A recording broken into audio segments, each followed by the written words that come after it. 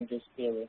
But because of that, they will be able to take a longer view, to be a long-term investment instead of short-term, and then they will be able to achieve a higher return for a given amount of risk. I see. Okay. So these are the 8 super investors that I chose to construct the super investor index. And they're all highly regarded value investors, and each of them has at least 20 years of super investor performance. So there are 2 main reasons why I chose them. And the first, if you look at the upper table, and that's the factors this super investor index covers. To me, I feel like to be representative, an index should be able to cover as many factors as possible. So here you can see it covers up to 8 factors. And then the lower table is the average return comparison of the last 20 years. As you will see, for each individual investor, they can outperform their index. So that's the 2 main reasons why I chose them to construct this portfolio. And now we'll move on to the performance comparison. First, we'll look at the annual return comparison of the last 20 years. As you will see from the chart on the right, on the left, I'm sorry. Super investors does not always outperform the market, especially during the 1995 and to 1999. They does significantly better when the market is going down, like during the dot-com bubble in 2000 to 2002, and then in the financial crisis in 2008. So for clients, because our clients are all retirees or some workers about to retire, and this kind of performance offers a sense of security, because when the market is doing good, and then super investors will be able to generate the same amount of return, then everybody does. But when the market is going down, and then they will be able to not lose a lot of money, and even they will be able to make money. And that's the very unique thing that as a value investor and value investment can offer to our clients. So in terms of the volatility, the super investors have the lowest volatility, which is 13%, and which almost 5% less than the index. And then we go on to compare the average return and volatility in 3 different time spans, 10-year, 15-year, and 20 years. And then in 3 different spans, super investors will be able to achieve higher average return and then with a lower risk. And if we look at the chart on the right, it is even more obvious that super investors outperform the index. And here is another way to look at the return and risk. And clearly, super investors have the highest return, around 11%, and they have the lowest amount of risk, around 14% risk. And now I add the efficient frontier to the same chart that I presented in the last slide. Here I use the SP500 and MUB, which is a municipal bond ETF from the BlackRock group. So I use these 2 to construct a portfolio that is without risk-free assets. And then I use the 10-year bond as the risk-free assets to create the efficient frontier. So as I mentioned earlier, in either case, the optimal portfolio for the market would be on the efficient frontier, like either on the straight golden line or the brown bullish shaped line. Here you can see the super investors will be able to achieve higher return and therefore a given amount of risk.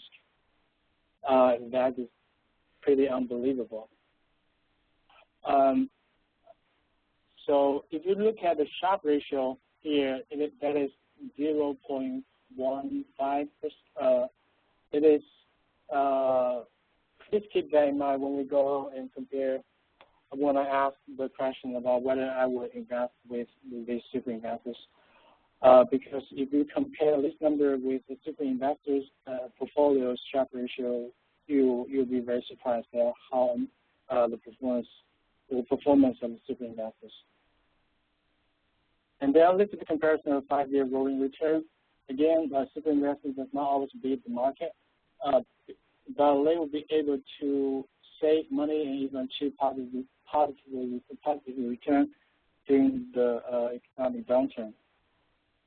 And but very surprisingly, I see that Russell 2000 has the lowest volatility.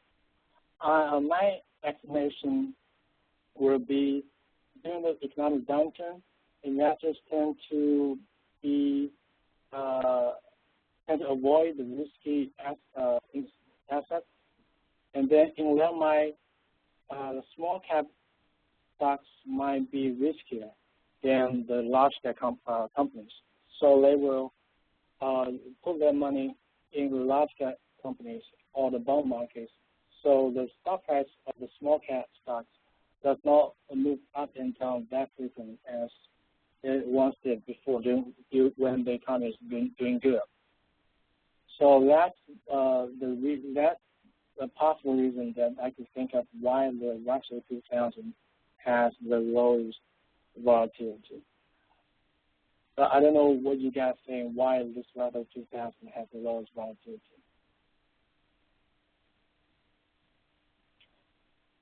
Okay, anyway, so here is the 10-year rolling return comparison. If we look at the 10-year rolling return comparison, the super investors completely outperform the index. Again, Russell 2000 has the lowest volatility. Maybe this, I'll assume that will be the same reason because investors tend to put their money in large cap companies or bond markets. So that could be the reason why Russell 2000 has the lowest volatility. And then why do you think it had the lowest volatility but didn't have higher returns? I'm sorry, could you repeat that question again? So why do you think the Russell 2000 had lower volatility but still the super index had higher returns?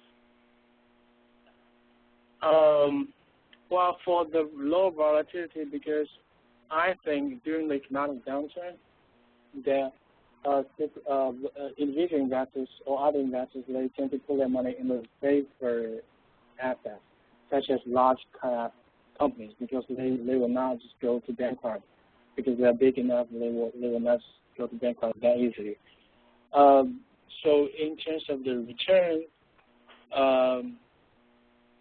my answer would be because they use the margin of safety, and then during economic downturn, there's not a lot of space for the stock of the company they invested to go down. So even though the Russell 2000 has the lowest volatility, the super investors will still be able to generate higher return than the market. I see. So, yeah. Okay. So the last part of the performance comparison will be the cumulative return comparison. And then, as you will see, after 2000, when the market is going down, and then super investors will be able to outperform the index. So that's where the compounding starts taking effect, because the money they saved during economic downturn gets compounded. And then actually there were two periods, two downturns, the dot-com bubble in the 2008 financial crisis.